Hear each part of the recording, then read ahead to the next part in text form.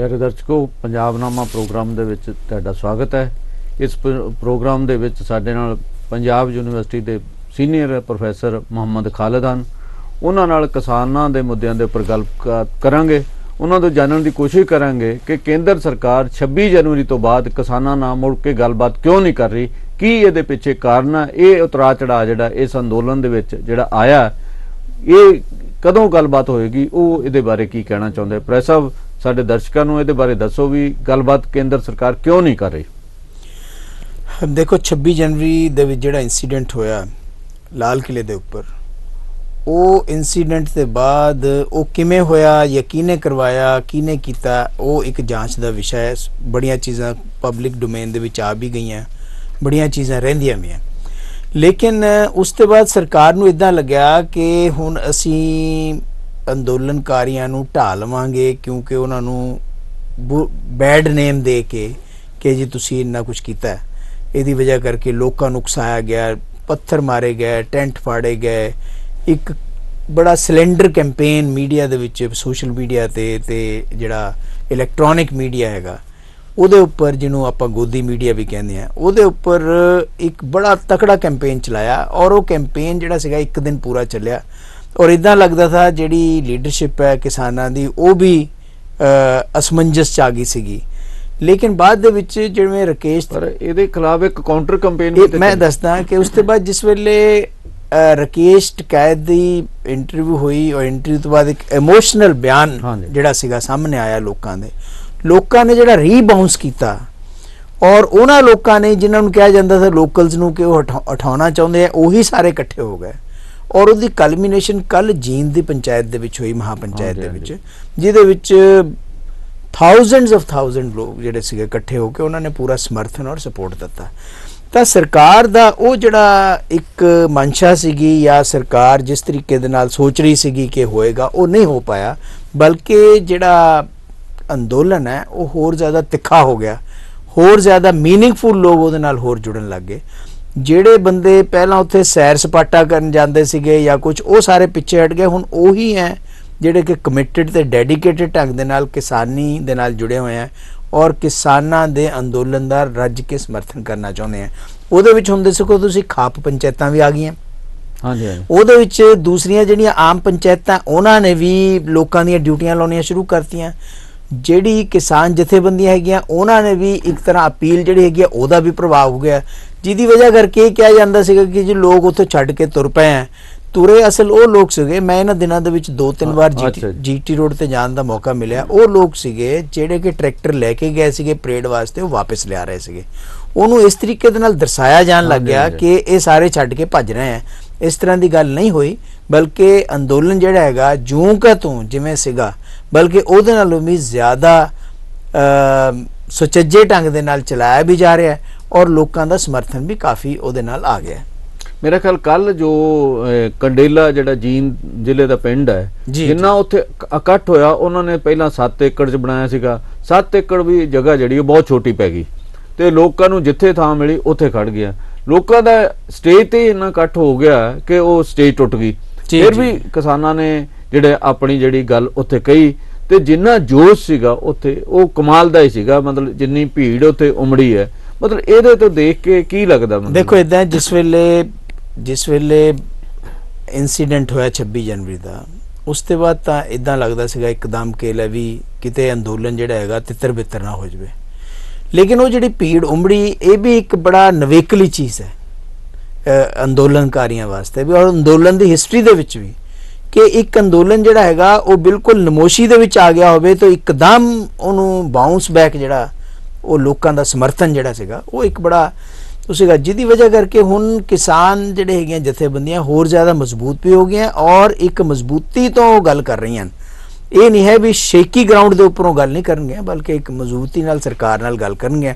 गल हुंदी है या नहीं हुंदी है, कदों हुंदी है, किस प्लेटफॉर्म ते हुंदी है, किना टर्म्स एंड कंडीशन ते हुंदी है, ये तो आने वाले दिनों दे विच होएगा। लेकिन मैं जम्मू साहब एक गल कहना चाहना कि इस वेले सिचुएशन ये हैगी है कि किसान भी फसिया होया और सरकार भी फसी हुई है। ਸਰਕਾਰ ਫਸੀ ਹੋਈ ਹੈ ਇੱਕ ਈਗੋ ਦੇ ਵਿੱਚ ਕਿ ਅਸੀਂ ਇਹ ਕਿਸੇ ਵੀ ਤਰੀਕੇ ਦੇ ਨਾਲ ਵਾਪਸ ਨਹੀਂ ਲੈਣੇ ਇਹ ਕਾਨੂੰਨ ਤਿੰਨੇ, ਕਿਉਂਕਿ ਅਗਰ ਇਹ ਤਿੰਨੇ ਕਾਨੂੰਨ ਵਾਪਸ ਲੈਤੇ ਤਾਂ ਜਿਹੜੀ ਸਰਕਾਰ ਦੀ ਯਾਨੀ ਕਿ ਪ੍ਰਧਾਨ ਮੰਤਰੀ ਜਾਂ ਹੋਮ ਮਿਨਿਸਟਰ ਦੀ ਜਿਹੜੀ ਇੱਕ ਛਵੀ ਇਮੇਜ ਬਣਾਈ ਗਈ ਹੈ ਬੜੀ ਕੇਅਰਫੁਲੀ ਕਿ ਬਹੁਤ ਹੀ ਡਾਢੇ ਬੰਦੇ ਹੈਗੇ ਹੈ ਤੇ ਵਾਪਸ ਨਹੀਂ ਲੈਣਗੇ, ਉਹਨੂੰ ਬਹੁਤ ਵੱਡੀ ਸੱਟ ਵੱਜਣੀ ਹੈ। ਦੂਸਰੇ ਪਾਸੇ ਕਿਸਾਨ ਜਥੇਬੰਦੀਆਂ ਵੀ ਫਸੀਆਂ ਹੋਈਆਂ ਇਨ ਦਾ ਸੈਂਸ ਕਿ ਉਹ ਵਾਪਸ ਖਾਲੀ ਹੱਥ ਆ ਨਹੀਂ ਸਕਦੀਆਂ, ਕਿਉਂਕਿ ਜਿਹੜਾ ਕੈਡਰ ਪਿੰਡਾਂ ਦੇ ਵਿੱਚ ਸ਼ਹਿਰਾਂ ਦੇ ਵਿੱਚ ਪੰਜਾਬ 'ਚ ਹਰਿਆਣੇ 'ਚ ਹਰ ਜਗ੍ਹਾ ਬੈਠੇ ਹੈ, ਉਹ ਇਹ ਨਹੀਂ ਦੇਖ ਸਕਦੇ ਕਿ ਉਹਨਾਂ ਦੀਆਂ ਜਿਹੜੀ ਹੈਗੀ ਲੀਡਰਸ਼ਿਪ ਇੰਨਾ ਦਿਨ ਉੱਥੇ ਰਹਿ ਕੇ ਇੰਨੇ ਤਸੀਹੇ ਚੱਲ ਕੇ ਠੰਡ ਦੇ ਵਿੱਚ ਬਾਰਿਸ਼ ਦੇ ਵਿੱਚ ਉਸ ਤੋਂ ਬਾਅਦ ਉਹ ਖਾਲੀ ਹੱਥ ਵਾਪਸ ਆ ਜਾਣ, ਉਹ ਵੀ ਅਫੋਰਡ ਨਹੀਂ ਕਰ ਸਕਦੇ। ਉਹਨਾਂ ਦੀ ਜਿਹੜੀ ਲੀਡਰਸ਼ਿਪ ਹੈ ਉਹਨੂੰ ਵੀ ਬਹੁਤ ਵੱਡਾ ਖਤਰਾ ਹੋ ਜਾਏਗਾ।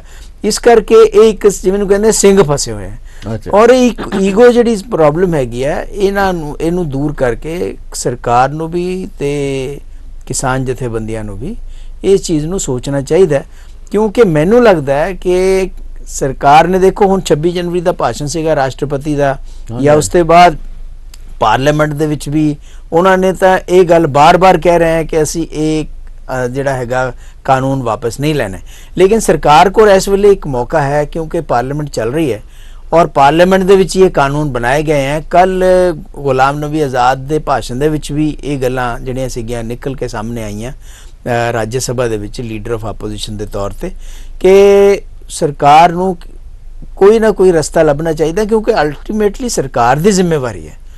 ਸਰਕਾਰ ਜਿਹੜੀ ਹੈਗੀ ਹੈ ਉਹ ਆਪਣੀ ਇਸ ਜ਼ਿੰਮੇਵਾਰੀ ਤੋਂ ਭੱਜ ਨਹੀਂ ਸਕਦੀ ਕਿ ਤੁਹਾਡੇ ਹਜ਼ਾਰਾਂ ਲੱਖਾਂ ਲੋਕ ਜਿਹੜੇ ਹੈਗੇ ਆ ਉਹ ਕਿਸਾਨੀ ਨਾਲ ਜੁੜੇ ਹੋਏ ਔਰ ਇਸ ਅੰਦੋਲਨ ਦੇ ਵਿੱਚ ਭਾਗ ਲੈ ਰਹੇ ਆ, ਬਜਾਏ ਇਸ ਦੇ ਕਿ ਤੁਸੀਂ ਉਹਨਾਂ ਨਾਲ ਗੱਲਬਾਤ ਕਰੋ, ਤੁਸੀਂ ਹੋਰ ਜ਼ਿਆਦਾ ਉਹਨਾਂ ਵਾਸਤੇ ਬੈਰੀਕੇਡ ਖੜੇ ਕਰਕੇ ਸੜਕਾਂ ਪੱਟ ਕੇ ਹੋਰ ਸਾਰਾ ਕੁਝ ਜਿਹੜਾ ਕਰ ਰਹੇ ਹੋ, ਉਹ ਸਾਡੀ ਲੋਕਤੰਤਰ ਵਾਸਤੇ ਵੀ ਸਾਡੀ ਪੋਲੀਟੀਕਲ ਸਿਸਟਮ ਵਾਸਤੇ ਵੀ ਬਹੁਤ ਵੱਡਾ ਖਤਰੇ ਦੀ ਘੰਟੀ ਜਿਹੜੀ ਹੈਗੀ ਹੈ ਉਹਦੀ ਨਿਸ਼ਾਨੀ ਹੈ। ਮੈਂ ਤੁਹਾਨੂੰ ਇੱਕ ਛੋਟੀ ਜਿਹੀ ਐਗਜ਼ਾਮਪਲ ਦਿੰਦਾ ਕਿ ਡੈਮੋਕ੍ਰੇਸੀ ਦੇ ਇੰਡੈਕਸ ਦੇ ਉੱਪਰ ਸਾਡਾ ਕੰਟਰੀ ਦਿਨ ਬਰ ਦਿਨ ਥੱਲੇ ਜਾ ਰਿਹਾ।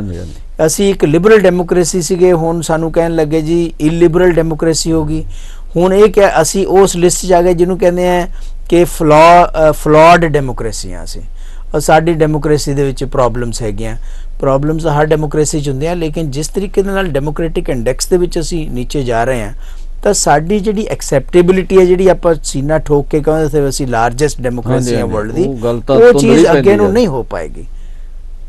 ਤੇ ਪ੍ਰੈਸ ਸਾਹਿਬ ਜਿਹੜੇ ਅੱਜ ਵੀ ਪ੍ਰਧਾਨ ਮੰਤਰੀ ਨਰਿੰਦਰ ਮੋਦੀ ਹੁਣਾਂ ਨੇ ਕਿਹਾ ਹੈ ਕਿ ਕਿਸਾਨਾਂ ਦਾ ਬਹੁਤ ਯੋਗਦਾਨ ਆ ਦੇਸ਼ ਦੇ ਵਿੱਚ, ਤੇ ਪਰ ਗੱਲਬਾਤ ਜਿਹੜੀ ਆ ਉਹਦੇ ਬਾਰੇ ਉਹਨਾਂ ਪਹਿਲਾਂ ਕੁਝ ਦਿਨ ਕਿਹਾ ਸੀਗਾ ਵੀ ਇੱਕ ਫੋਨ ਕਾਲ ਆ ਮਨ ਕੀ ਬਾਤ ਦੇ ਵਿੱਚ, ਵੀ ਇੱਕ ਫੋਨ ਕਾਲ ਹੀ ਆਵੇ, ਫਿਰ ਗੱਲਬਾਤ ਕਿਉਂ ਨਹੀਂ ਸ਼ੁਰੂ ਹੋ ਰਹੀ?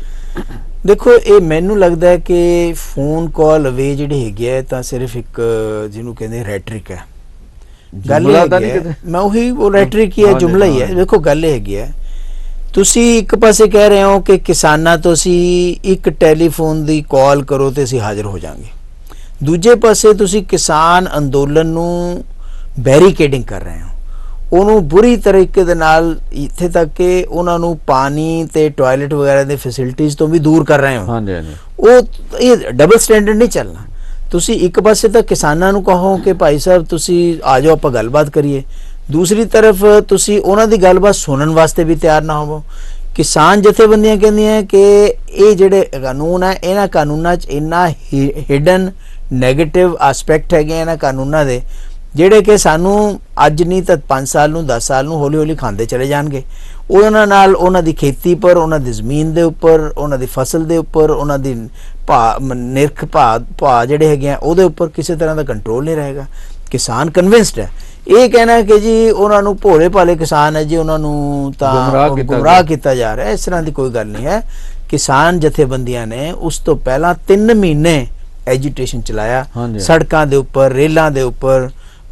ਉਹ ਐਜੀਟੇਸ਼ਨ ਦੇ ਵਿੱਚੋਂ ਨਿਕਲ ਕੇ ਗੱਲ ਸਾਹਮਣੇ ਆਏ ਕਿ ਵਾਕਈ ਇਹ ਕਾਨੂੰਨ ਸਾਡੇ ਅਗੇਂਸਟ ਹਨ। ਔਰ ਇੱਕ ਹੋਰ ਗੱਲ ਹੈ, ਜਿਨ੍ਹਾਂ ਲੋਕਾਂ ਵਾਸਤੇ ਤੁਸੀਂ ਇਹ ਕਾਨੂੰਨ ਬਣਾ ਰਹੇ ਹੋ, ਅਗਰ ਉਹਨਾਂ ਦੇ ਵਿੱਚ ਹੀ ਇਹਨਾਂ ਦੀ ਐਕਸੈਪਟੇਬਿਲਿਟੀ ਨਹੀਂ ਹੈ ਤਾਂ ਤੁਸੀਂ ਜ਼ਰੂਰੀ ਮਾਰ ਕੇ ਉਹਨਾਂ ਨੂੰ ਇਹ ਕਾਨੂੰਨ ਜਿਹੜੇ ਹੈਗੇ ਲਾਗੂ ਕਰਨੇ ਆ। ਅਗਰ ਤੁਸੀਂ ਲਾਗੂ ਕਰ ਵੀ ਦਿਓਗੇ ਉਹਨਾਂ ਦੀ ਐਕਸੈਪਟੇਬਿਲਿਟੀ ਨਹੀਂ ਹੋਗੀ। ਕਾਨੂੰਨ ਉਹ ਹੁੰਦਾ ਜਿਹੜਾ ਜਿਨ੍ਹਾਂ ਪਰ ਲਾਗੂ ਹੋਵੇ ਉਹਨਾਂ ਦੇ ਵਿੱਚ ਇਹਦੀ ਐਕਸੈਪਟੇਬਿਲਿਟੀ ਹੋਵੇ, ਜਿਹੜੀ ਕਿ ਇਹਨਾਂ ਕਾਨੂੰਨਾਂ ਦੀ ਬਿਲਕੁਲ ਨਹੀਂ ਹੈ। ਇਸ ਦੇ ਨਾਲ ਹੀ ਕੱਲ ਜਿਹੜੇ ਟਕੈਤ ਆ, ਰਕੇਸ਼ ਟਕੈਤ ਕਿਸਾਨ ਆਗੂ, ਉਹਨਾਂ ਕਿਹਾ ਵੀ ਅਸੀਂ ਹੁਣ ਗੱਲਬਾਤ ਜਿਹੜੀ ਆ ਦੇਸ਼ ਦੇ ਜਿਹੜੇ ਆ ਇਹ ਡਿਫੈਂਸ ਮੰਤਰੀ, ਰੱਖਿਆ ਮੰਤਰੀ ਰਾਜਨਾਥ ਸਿੰਘ ਜਾਂ ਪ੍ਰਧਾਨ ਮੰਤਰੀ ਨਾਲ ਕਰਾਂਗੇ, ਉਹ ਤੋਂ ਹੇਠਾਂ ਗੱਲਬਾਤ ਨਹੀਂ ਕਰਾਂਗੇ। ਇਹ ਕਿਸਾਨਾਂ ਵੱਲੋਂ ਵੀ ਇੱਕ ਇਹ ਕਿਉਂ ਆਈ ਗੱਲ, ਮਤਲਬ ਉਹਨਾਂ ਨੇ ਕਿਉਂ ਇਹ ਸ਼ਰਤ ਰੱਖੀ? ਦੇਖੋ ਸ਼ੁਰੂ ਦੇ ਵਿੱਚ ਤਾਂ ਸਰਕਾਰ ਨੇ ਸੋਚਿਆ ਵੀ ਥੋੜੇ ਦਿਨ ਕਿਸਾਨ ਬੈਠਣਗੇ, ਉਸ ਤੋਂ ਬਾਅਦ ਤਿੱਤਰ ਬਿੱਤਰ ਹੋ ਜਾਣਗੇ। ਇੰਨਾ ਲੰਬਾ ਜਿਹੜਾ ਹੈਗਾ ਕੋਈ ਵੀ ਸੰਘਰਸ਼ ਚੱਲਣਾ ਪੋਸੀਬਲ ਨਹੀਂ ਹੁੰਦਾ, ਲੇਕਿਨ ਉਹ ਨਹੀਂ ਹੋਇਆ। ਫਿਰ ਉਸ ਤੋਂ ਬਾਅਦ ਬਦਨਾਮੀ ਦਾ ਸਿਲਸਿਲਾ ਸ਼ੁਰੂ ਹੋ ਗਿਆ, ਐਜੀਟੇਸ਼ਨ ਨੂੰ ਡਿਫਰੈਂਟ ਨਾਂ ਦੇ ਕੇ ਬਦਨਾਮ, ਖਾਲਿਸਤਾਨੀ। ਉਸ ਤੋਂ ਬਾਅਦ ਜਿਸ ਵੇਲੇ 10-11 ਰਾਉਂਡ ਆਫ ਟਾਕਸ ਹੋ ਗਏ, ਗੱਲਬਾਤ ਹੋ ਗਈ, ਲੇਕਿਨ ਗੱਲਬਾਤ ਚੋਂ ਕੋਈ ਸਿੱਟਾ ਨਹੀਂ ਨਿਕਲਿਆ। ਜਿਹੜਾ ਆਪਣੇ ਹੈਗਾ ਐਗਰੀਕਲਚਰ ਮਿਨਿਸਟਰ ਹੈ, ਐਗਰੀਕਲਚਰ ਮਿਨਿਸਟਰ ਨੇ ਆਪਣੇ ਆਪ ਕੁਝ ਨਹੀਂ ਕਰਨਾ, ਉਹਨੇ ਤਾਂ ਉਹੀ ਕਰਨਾ ਜੋ ਇਸ਼ਾਰਾ ਟੌਪ ਦੀ ਲੀਡਰਸ਼ਿਪ ਤੋਂ ਹੋਏਗਾ। ਇਸ ਕਰਕੇ ਕਿਸਾਨਾਂ ਨੇ ਸੋਚਿਆ ਵੀ ਬਜਾਏ ਇਸ ਦੇ ਕਿ ਅਸੀਂ ਐਗਰੀਕਲਚਰ ਮਿਨਿਸਟਰ ਨਾਲ ਗੱਲ ਕਰੀਏ, ਸਾਡੀ ਸਿੱਧੀ ਗੱਲਬਾਤ ਪ੍ਰਧਾਨ ਮੰਤਰੀ ਨਾਲ ਹੋਣੀ ਚਾਹੀਦੀ ਹੈ। ਔਰ ਪ੍ਰਧਾਨ ਮੰਤਰੀ ਨੂੰ ਵੀ ਕਿਉਂ ਅੱਗੇ ਆ ਕੇ ਇਹਨਾਂ ਗੱਲ ਕਰਨੀ ਚਾਹੀਦੀ ਹੈ, ਕਿਉਂਕਿ ਪ੍ਰਧਾਨ ਮੰਤਰੀ ਤਾਂ 500 ਵਾਰ ਇਹ ਗੱਲ ਕਹਿ ਚੁੱਕਿਆ ਕਿ ਅਸੀਂ ਲੋਕਾਂ ਦਾ, ਮੈਂ ਚੌਕੀਦਾਰ ਵੀ ਹਾਂ, ਮੈਂ ਲੋਕਾਂ ਦੀ ਹਿਫਾਜ਼ਤ ਕਰਨ ਵਾਸਤੇ ਵੀ ਹਾਂ, ਮੈਂ ਲੋਕਾਂ ਪ੍ਰਧਾਨ ਸੇਵਕ ਵੀ ਹਾਂ, ਬੜਾ ਕੁਝ ਕਿਹਾ। ਅਗਰ ਇਹ ਸਾਰਾ ਕੁਝ ਹੈ ਤਾਂ ਉਹਦੇ ਵਿੱਚ ਪ੍ਰਧਾਨ ਮੰਤਰੀ ਨੂੰ ਅੱਗੇ ਆ ਕੇ ਇਹ ਗੱਲ ਕਰਨੀ ਚਾਹੀਦੀ ਹੈ, ਨਾ ਕਿ ਡਿਪਿਊਟ ਕਦੇ ਪੀਯੂਸ਼ ਗੋਇਲ ਨੂੰ, ਕਦੇ ਐਗਰੀਕਲਚਰ ਮਿਨਿਸਟਰ ਨੂੰ, ਕਦੇ ਹੋਮ ਮਿਨਿਸਟਰ ਦੇ ਥਰੂ, ਤਾਂ ਸਿੱਧਾ ਗੱਲ ਕਰੋ। ਇਸ ਕਰਕੇ ਕਿਸਾਨਾਂ ਨੇ ਕਿਹਾ ਅਸੀਂ ਹੁਣ ਸਿੱਧਾ ਗੱਲ ਉਹਨਾਂ ਨਾਲ ਹੀ ਕਰਾਂਗੇ।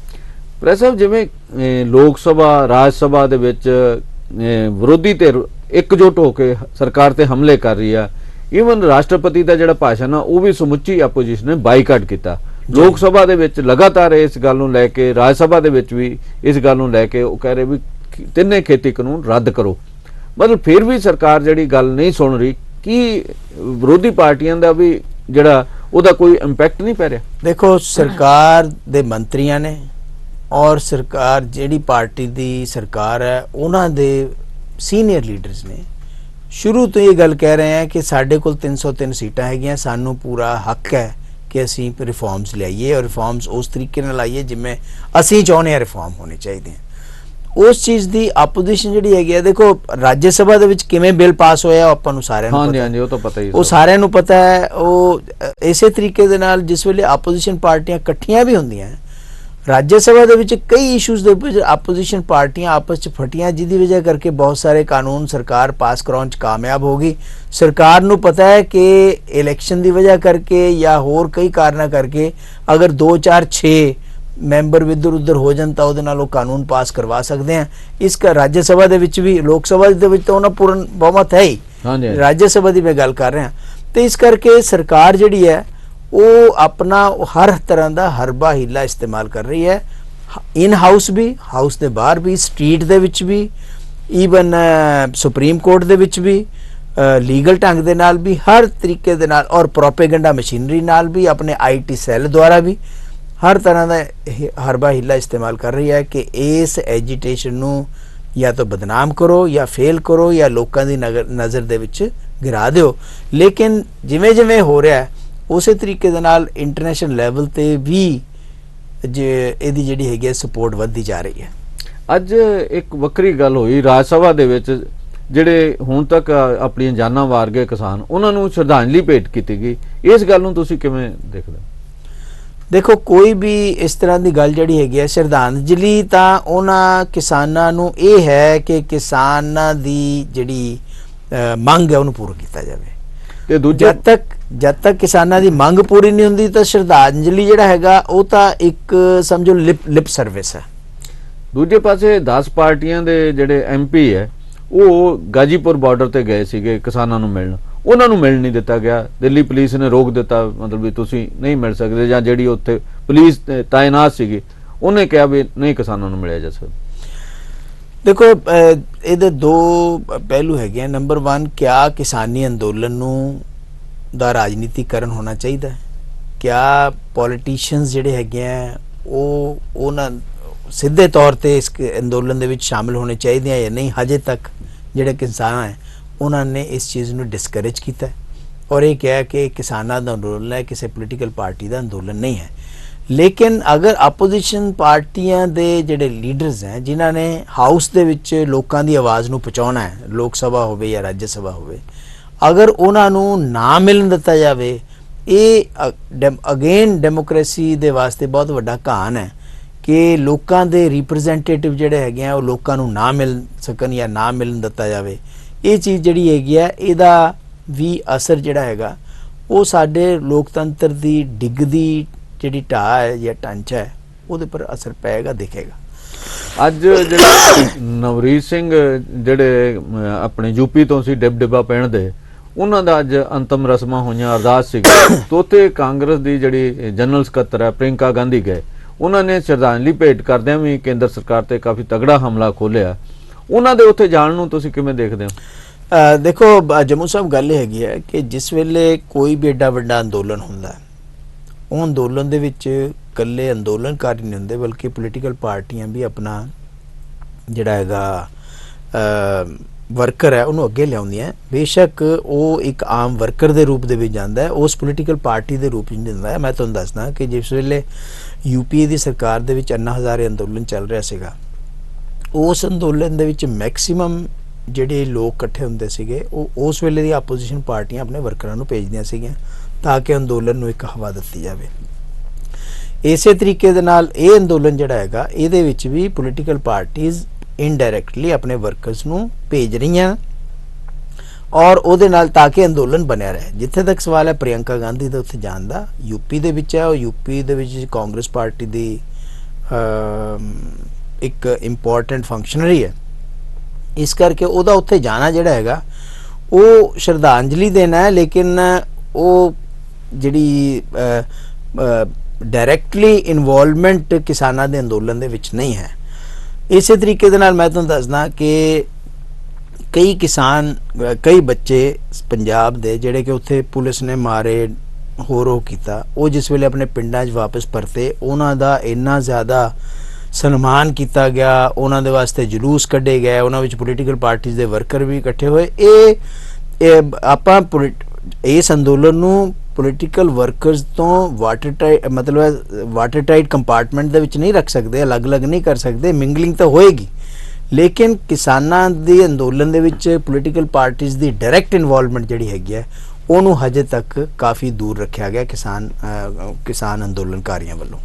ਪ੍ਰੋਫੈਸਰ, ਇੱਕ ਹੋਰ ਗੱਲ ਜਿਹੜੀ ਕਿਸਾਨਾਂ ਨੇ ਰੱਖੀ ਹੈ ਵੀ ਜਿਹੜੇ 26 ਜਨਵਰੀ ਨੂੰ ਗ੍ਰਿਫਤਾਰ ਕੀਤੇ ਗਏ ਕਿਸਾਨ, ਜਿਨ੍ਹਾਂ ਦੀ ਗਿਣਤੀ 122 ਤੋਂ ਵੱਧ ਬਣਦੀ ਹੈ ਜਾਂ 122 ਹੈ, ਜਿੰਨਾ ਚਿਰ ਉਹਨਾਂ ਨੂੰ ਰਿਹਾ ਨਹੀਂ ਕੀਤਾ ਜਾਂਦਾ, ਉਹਨਾਂ ਦੇ ਕੇਸ ਵਾਪਸ ਨਹੀਂ ਲਏ ਜਾਂਦੇ, ਉਹਨਾਂ ਚਿਰ ਗੱਲਬਾਤ ਨਹੀਂ ਹੋਏਗੀ। ਤੁਹਾਨੂੰ ਲੱਗਦਾ ਵੀ ਕੇਂਦਰ ਸਰਕਾਰ ਕੇਸ ਵਾਪਸ ਲੈ ਕੇ ਕੋਈ ਗੱਲਬਾਤ ਕਰੇਗੀ? ਦੇਖੋ, ਕੱਲ ਪ੍ਰਧਾਨ ਮੰਤਰੀ ਨੇ ਇੱਕ ਗੱਲ ਕਹਿਤੀ ਹੈ ਕਿ ਜਿੱਥੇ ਤੱਕ ਸਵਾਲ ਹੈਗਾ ਕਿ ਅੰਦੋਲਨਕਾਰੀਆਂ ਨੇ ਅਗਰ ਕਿਸੇ ਦਾ ਪਰ ਵਾਇਲੈਂਸ ਸਿੱਧ ਹੁੰਦਾ ਤਾਂ ਲਾ will take it's on course, ਜਿਹੜਾ ਕਿ ਇੱਕ ਕਾਮਨ ਸੈਂਟੈਂਸ ਹਰ ਬੰਦਾ ਕਹਿ ਦਿੰਦਾ। ਲੇਕਿਨ ਗੱਲ ਇਹ ਹੈਗੀ ਹੈ ਕਿ ਇਹ ਕੌਣ वो करेगा, प्रूव करेगा कि वाकई उन्होंने वायलेंस किया या नहीं किया। ਉਹਦੇ ਵਾਸਤੇ ਵੀਡੀਓ ਫੁਟੇजेस ਆਉਣਗੀਆਂ, ਉਹਦੇ ਵਾਸਤੇ ਕੋਈ ਜਿਹੜੇ ਹੈਗੇ ਐਵੀਡੈਂਸਿਸ ਆਉਣਗੀਆਂ, ਉਹ ਸਾਰਾ ਕੁਝ ਹੋਏਗਾ। ਉਹ ਤਾਂ ਪਤਾ ਨਹੀਂ 10 ਸਾਲ ਲੱਗ ਜਾਣ, 5 ਸਾਲ ਲੱਗ ਜਾਣ, ਕੁਝ ਨਹੀਂ ਪਤਾ। ਜਿਸ ਤਰ੍ਹਾਂ ਦਾ ਆਪਣਾ ਸਿਸਟਮ ਸਲੋ ਕੰਮ ਕਰਦਾ, ਉਹਦੇ ਵਿੱਚ ਇਨਵੈਸਟੀਗੇਸ਼ਨ ਜਿਸ ਤਰੀਕੇ ਦੇ ਨਾਲ ਚੱਲਦੀਆਂ ਨੇ, ਤਾਂ ਕਿਸਾਨ ਜਿਹੜੇ ਕਿਸਾਨ ਅੰਦੋਲਨਕਾਰੀ ਹੈਗੇ ਆ ਉਹ ਕੋਈ ਕ੍ਰਿਮੀਨਲ ਤਾਂ ਹੈ ਨਹੀਂ, ਉਹ ਇਸ ਦੇਸ਼ ਦੇ ਨਾਗਰਿਕ ਹੈ, ਉਹ ਆਪਣਾ ਇੱਕ ਹੱਕ ਮੰਗ ਰਹੇ ਹੈ। ਉਹਦੇ ਵਿੱਚ ਅਗਰ ਕਿਸੇ ਬੰਦੇ ਨੇ ਜਾਣਬੁੱਝ ਕੇ ਕੋਈ ਇਸ ਤਰ੍ਹਾਂ ਦਾ ਕੰਮ ਕੀਤਾ ਹੈ ਉਹ ਠੀਕ ਹੈ, ਲੇਕਿਨ ਇਹ ਹੈਗਾ ਕਿ ਤੁਸੀਂ ਐਨ ਮਾਸ ਗ੍ਰਿਫਤਾਰੀਆਂ ਕਰ ਲਓ। ਉੱਥੇ ਤਾਂ ਗ੍ਰਿਫਤਾਰੀਆਂ ਜਿਹੜੀਆਂ ਹੈਗੀਆਂ ਪੱਤਰਕਾਰਾਂ ਦਾ ਵੀ ਹੋ ਰਹੀਆਂ ਨੇ, ਉੱਥੇ ਤਾਂ ਐਮਪੀਆਂ ਦੇ ਉੱਪਰ ਸੈਡੀਸ਼ਨ ਦੇ ਚਾਰजेस ਵੀ ਲੱਗ ਰਹੇ ਆ। ਉਹ ਸਾਰਾ ਕੁਝ ਜਿਹੜਾ ਹੈਗਾ ਉਹ ਤਾਂ ਇਹ ਹੈਗਾ ਵੀ ਇਹਨੂੰ ਕ੍ਰਸ਼ ਕਰਨ ਦੀ ਗੱਲ ਹੈਗੀ ਹੈ, ਲੇਕਿਨ ਉਹ ਕ੍ਰਸ਼ ਨਹੀਂ ਹੋ ਪਾ ਰਿਹਾ, ਜਿਹਦੀ ਵਜ੍ਹਾ ਕਰਕੇ ਗਵਰਨਮੈਂਟ ਜਿਹੜੀ ਹੈਗੀ ਕਾਫੀ ਜਿਟਰੀ ਹੋਈ ਹੈ।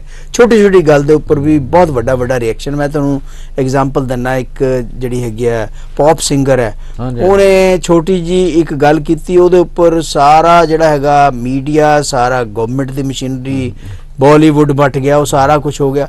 ਇਹ ਇਟ ਮੀਨਸ ਕਿ ਤੁਸੀਂ ਕਿਤੇ ਨਾ ਕਿਤੇ ਇਨਸਿਕਿਉਰ ਫੀਲ ਕਰ ਰਹੇ ਹੋ, ਤੁਸੀਂ ਵਾਕਈ ਲੱਗ ਰਿਹਾ ਹੈ ਕਿਤੇ ਗਲਤੀ ਹੋਈ ਹੈ।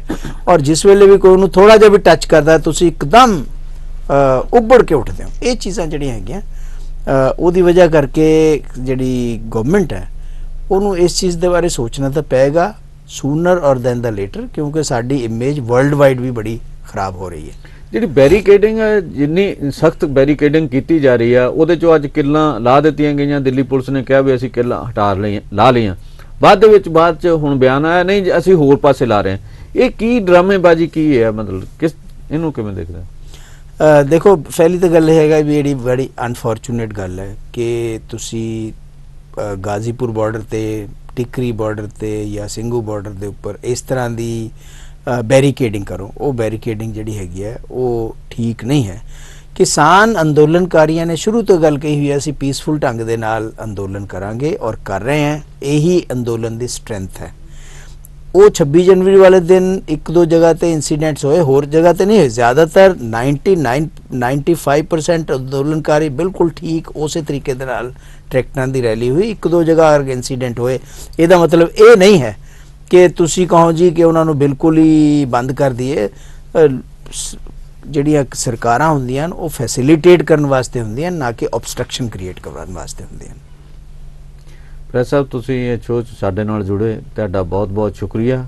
ਫਿਰ ਵੀ ਅਸੀਂ ਤੁਹਾਨੂੰ ਕਿਸੇ ਹੋਰ ਮੌਕਿਆਂ ਤੇ ਵੀ ਤੁਹਾਡੇ ਨਾਲ ਕਿਸਾਨਾਂ ਦੇ ਹੋਰ ਮਸਲਿਆਂ ਬਾਰੇ ਗੱਲਬਾਤ ਕਰਦੇ ਰਹਾਂਗੇ। ਇੱਥੇ ਹੀ ਅਸੀਂ ਆਪਣੇ ਦਰਸ਼ਕਾਂ ਕੋਲੋਂ ਲੈਂਦੇ ਆਗਿਆ। ਬਹੁਤ ਬਹੁਤ ਧੰਨਵਾਦ।